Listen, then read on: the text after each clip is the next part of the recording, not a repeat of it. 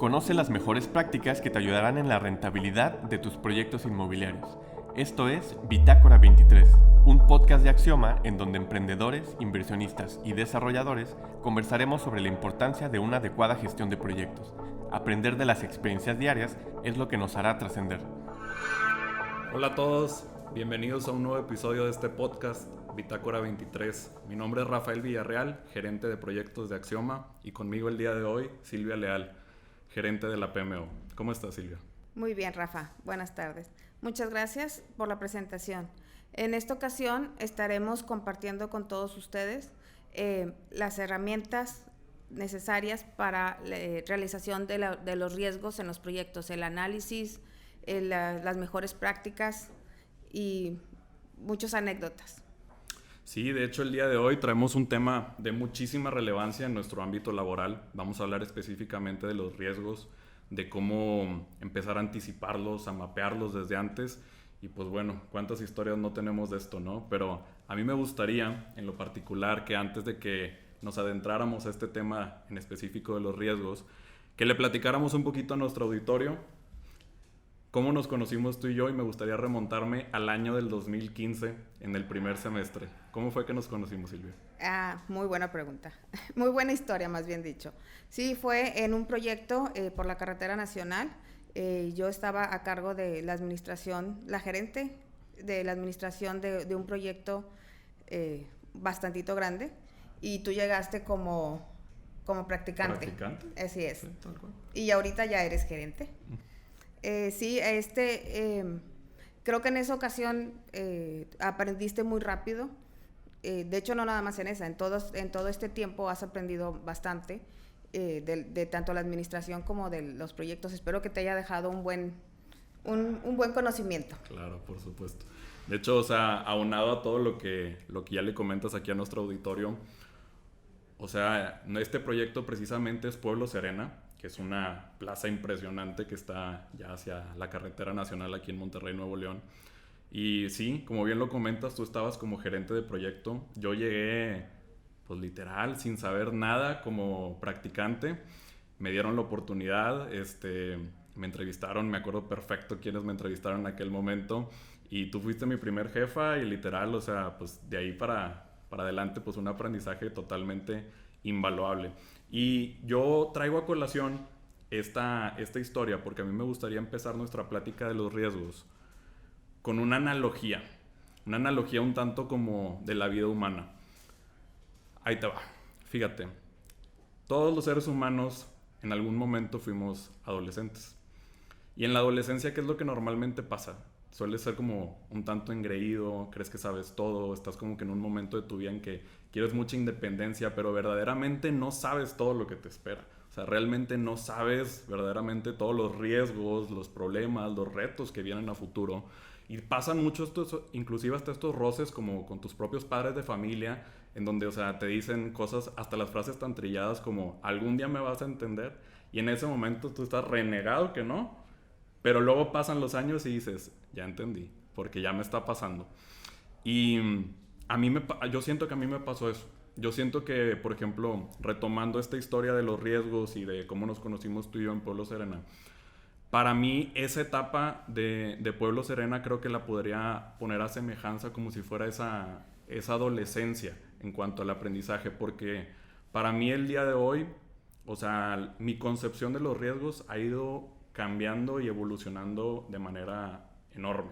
O sea, en ese momento para mí un riesgo simbolizaba un formato que si tú le ponías unos números cambiaba de color de amarillo a naranja y a rojo, y luego posteriormente estás en obra y empiezas a ver los riesgos ahí mismo, desde personal que no trae su equipo completo de precaución, y luego todavía sigues avanzando más en tu carrera, empiezas a tener otras responsabilidades, y ahora los riesgos ya no solamente son, digamos, en la parte de obra, sino que ya estás buscando hasta que la última punto y coma estén perfectos en el contrato, porque eso puede ser un riesgo también.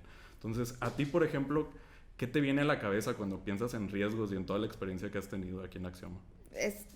Los riesgos, hiciste que recordara muchas cosas. Gracias, Rafa. Los riesgos en el proyecto es como lo comentas tú, depende de la madurez que tengas Y hablando personalmente son los riesgos, pero en el proyecto también, depende del proyecto, qué madurez tenga el proyecto para saber los tipos de riesgos. Pero es muy importante, creo que desde un principio, como la herramienta que tenemos nosotros en la metodología Axioma, detectarlos. Y los riesgos no nada más son vistos desde un ángulo, desde una sola persona. Tenemos que ver los riesgos que tienen en mente el cliente, por supuesto, pero también todo el equipo, también los contratistas, los involucrados clave del proyecto. Tenemos que visualizarlos todos para poder tener un mejor panorama, detectarlos, y no nada más detectar esos riesgos, sino también buscarles, analizar las acciones a tomar para evitar esos riesgos. Claro. De hecho, por ejemplo, o sea, si yo ahorita pongo sobre la mesa el tema de que, o sea, cuáles son algunos de estos riesgos y cuáles son las consecuencias que pueden venir. O sea, te digo, parte como de esta madurez y de este proceso que todos vamos teniendo, y nosotros que lo hemos tenido aquí en esta empresa, o sea, va mutando completamente. O sea, primero lo ves en micro, ahora lo ves en macro, o sea, estás viendo la big picture, cambió por completo el panorama. Y de repente, o sea, ya te interesa lo legal, ya te interesa la construcción, ya te interesa las soft skills con el cliente, ya te interesa la buena comunión en el trabajo en equipo, etcétera. O sea, los riesgos tienen un sinfín de rostros. O sea, realmente, por ejemplo, a ti, como ¿cuál es el que más te brinca, por ejemplo? El modelo del negocio del cliente. Es el riesgo más importante que hemos detectado en este tiempo. O sea, tenemos que cuidarlo. Entonces, tenemos que detectar a tiempo, desde la planeación del proyecto, qué riesgos afectan para poder cumplir el modelo de negocio. Sí, fíjate que aunado a todo esto que mencionas, digo, yo creo que aquí en Axioma siempre hemos como sido muy como de promover esta parte de ir 5 pasos adelante. Entonces, o sea, inclusive, o sea, hasta volver un valor agregado, el exceso en la buena intención de la palabra, de la atención hacia el cliente precisamente, ¿no? Como de abordar por completo, inclusive anticiparse a sus necesidades, a lo que inclusive tal vez ellos todavía no estén mapeando en su cabeza, ¿no? Entonces, a mí algo que me parece también muy valioso dentro de la metodología que ya haces mención, es que inclusive nosotros pues manejamos lo que es el 6 o 12 weeks look ahead. Entonces, pues no sé si le puedas platicar un poquito a nuestro auditorio qué es eso. Sí, es detectar y documentar qué se va a hacer exclusivamente en ya sea 6 o 12 semanas para poder cumplir con nuestro objetivo. También ahorita que estabas hablando de los riesgos, creo que sí es muy importante detectarlos a tiempo y ver en qué áreas y quiénes son los responsables y documentarlos. Un riesgo sumamente importante es no documentar todo esto, todo lo que se encuentra, los acuerdos que se hagan tanto con el cliente como con el contratista, en la misma gerencia. Creo que todo es muy importante que todo esté documentado al día y fácil acceso a esa documentación. Que cualquier persona que ingrese al proyecto o que quiera revisar el proyecto, ya sea un auditor o alguien interno o externo, tenga fácil acceso. Sí, de hecho, ahorita que mencionas toda esta parte de la documentación, vienen distintas cosas que verdaderamente son los cimientos del éxito de un proyecto, y más en lo que hacemos nosotros, que es como una gerencia, ¿no? Por ejemplo, el hecho de que muchas veces los riesgos o un tentativo fracaso y todo este tipo de cuestiones vienen de raíz desde una mala definición de lo que se tiene que hacer. O sea, y eso conlleva el hecho de que algo tan básico entre los seres humanos como la comunicación a veces no es efectiva. O sea, a veces puede ser directamente o con el cliente, o puede ser directamente como equipo.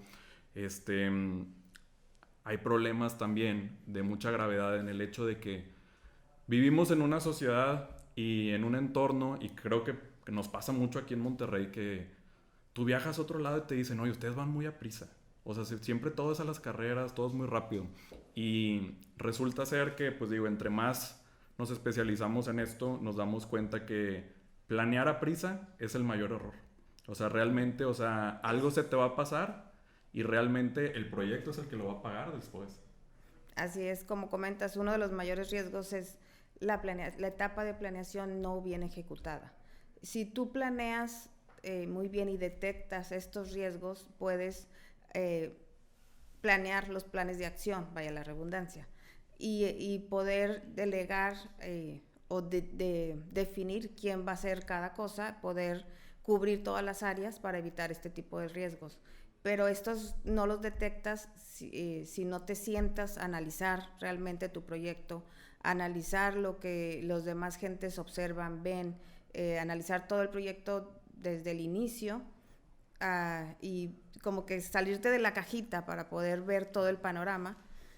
Y creo que con eso es algo que podemos evitar muchos riesgos. Sí, digo, creo que ahorita en base a lo que dices, digo, hay una frase que en inglés dicen knowledge is power, que es conocimiento es poder, ¿no? Entonces, o sea, verdaderamente, o sea, ¿cómo puedes ofrecer un servicio de calidad si no te empapas del proyecto, ¿no? O sea, y entonces, fíjate que junto con eso y con todo lo que mencionas ahorita, tú precisamente eres bastante especialista en una herramienta muy particular, que es la junta del kickoff.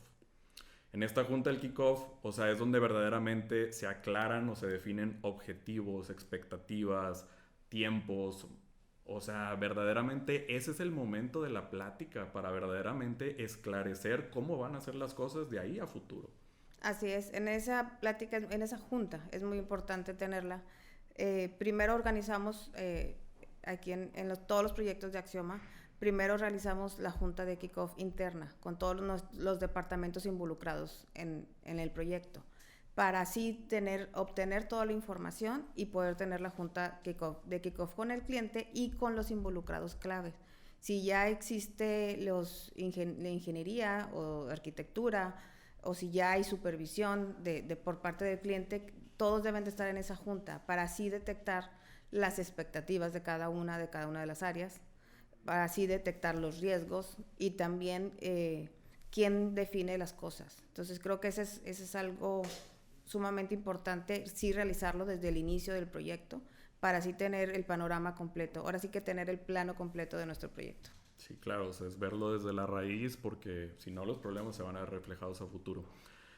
Hay un tema bien interesante que me gustaría tocar contigo. Y yo creo que es un tema que a mí en lo personal hasta diría que me apasiona, quizás en parte por lo que estoy realizando en este momento, o sea, en tiempo presente, en mi profesión, desenvolviéndome aquí en Axioma, que es esta parte de ser gerente.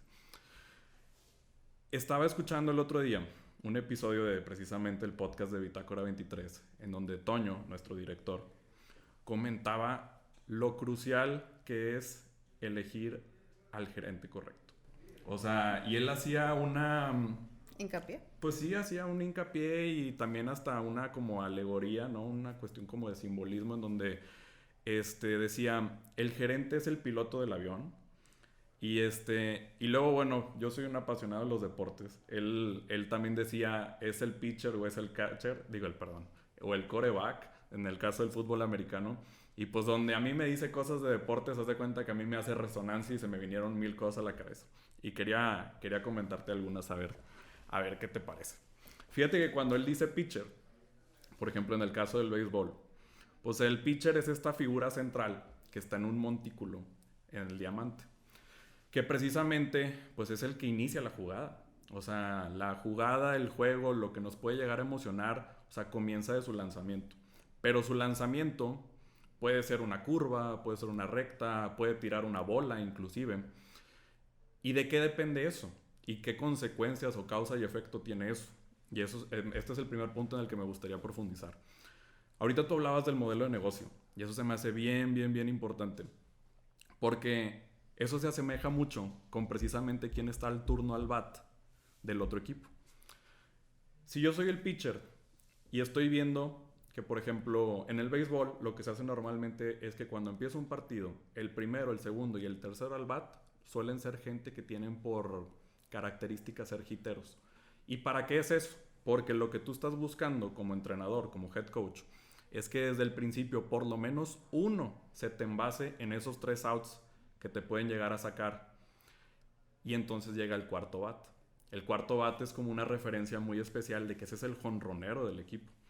Pero entonces primero das 3 oportunidades a que intentes que por lo menos uno se envase para que cuando llegue el cuarto, si la saca del cuadro, pues estamos hablando de que estamos produciendo las carreras de manera inmediata.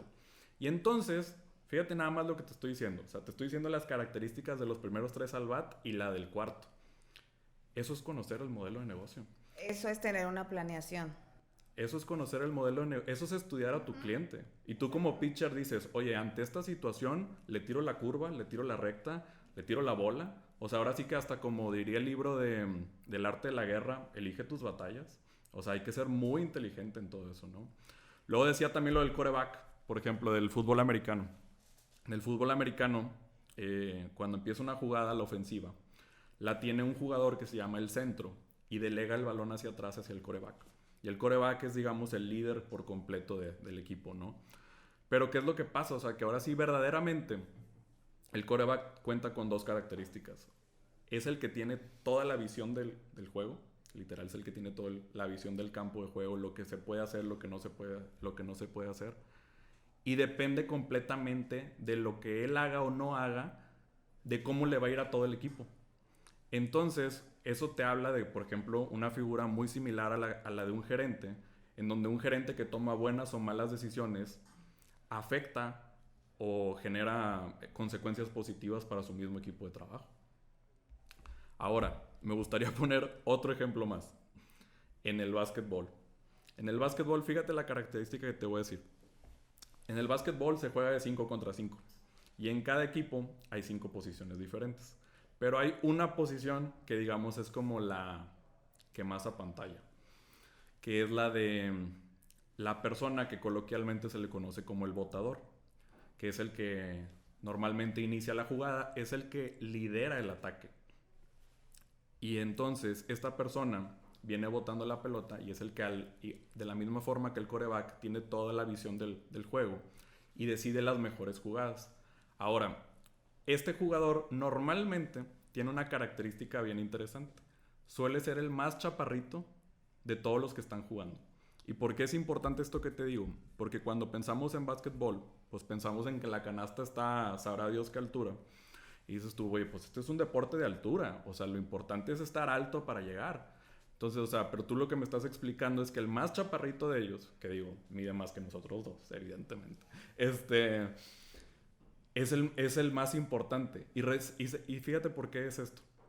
Porque aunque mida 1.80, 1.90 o algo así, es el que tiene su centro de gravedad más cerca de la Tierra.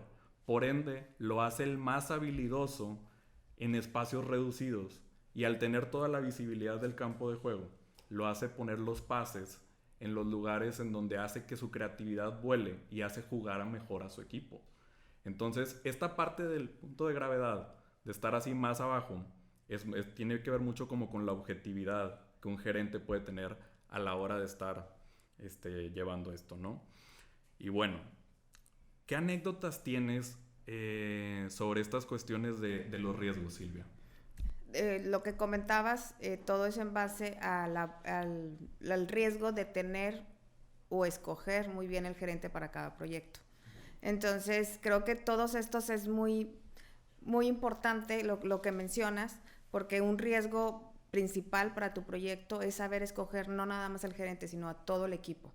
Entonces, es analizar bien qué necesitas para tu proyecto, qué tipo de gente, qué especialistas, para poder llevar un buen desarrollo en tu proyecto. Sí, digo, al final de cuentas, digo, o sea, hay una matriz de roles y funciones. O sea, somos un equipo, digamos, un equipo base pudiera ser un gerente, un coordinador MEP, un coordinador civil, no te olvides administrativo, muy importante. Un coordinador administrativo, quizás un practicante, pero cada quien tiene su propia responsabilidad. Entonces, o sea, el gerente tiene que tener el entendimiento de saber delegar, pero al mismo tiempo cada uno de ellos tiene que tener su sentido de urgencia y su sentido de responsabilidad. Así es. Muchas gracias, Rafa.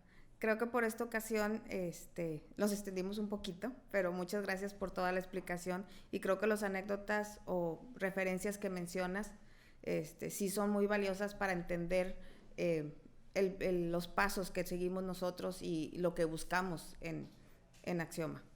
Y no sé, para la próxima los queremos invitar, disculpen, para escuchar el próximo episodio en Bitácora 23, que el episodio va a ser especificaciones y normas de diseño. Los esperamos y muchas gracias por escucharnos y esperamos ver sus comentarios en este podcast. Gracias. Gracias.